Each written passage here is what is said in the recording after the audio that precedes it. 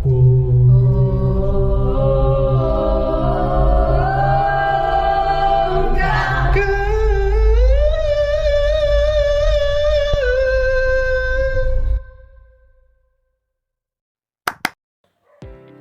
araw, Komka!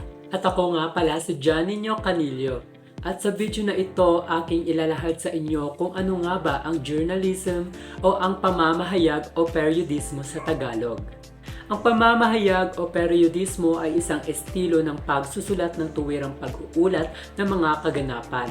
Ang kataga ay ginagamit upang ilarawan ang mga gawain ng mga pahayagan, mga palabas na pambalita sa telebisyon at radyo, at sa mga magasing pambalita. Ang pamamahayag ay nangangahulugang isang proseso ng paglalahad ng paksa at impormasyon sa mapanuri at maayos na pahayag gamit ang mga salitang mapanuring sanaysay. Ngunit bakit nga ba mahalaga ang pamamahayag lalo na sa panahon ngayon? Unang-una, mahalaga ang pamamahayag dahil nagbibigay ito sa ating lipunan ng mga impormasyon at balita na naaayon sa panahon ngayon.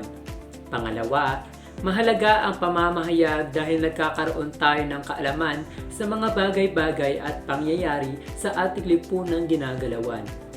At ang pangatlo, mahalaga ang pamamahayag dahil napagkukuhanan ito ng impormasyon sa pagiging handa lalo na sa oras ng sakuna.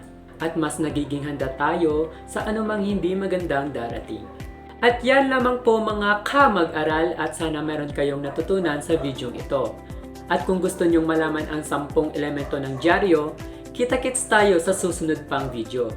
At laging tatandaan, hindi ka lang kom ka! Salamat!